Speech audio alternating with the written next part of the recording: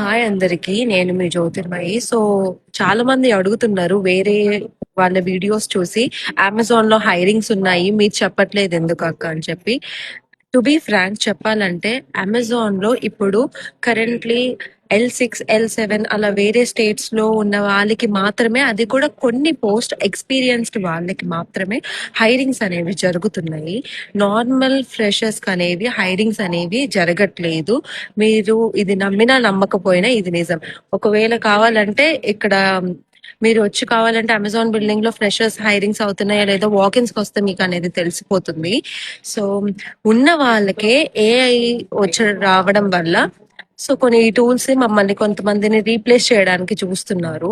So actually degrees BTechs అవన్నీ complete అయ్యి కొన్ని కోర్సులు కంప్లీట్ చేసి ఎగ్జామ్స్ రాస్తున్న వాళ్ళకే జాబ్స్ రావట్లేదు.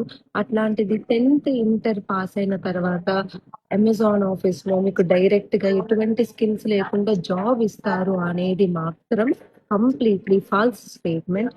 సో నేను అందరినీ ఉద్దేశించి అనట్లేదు.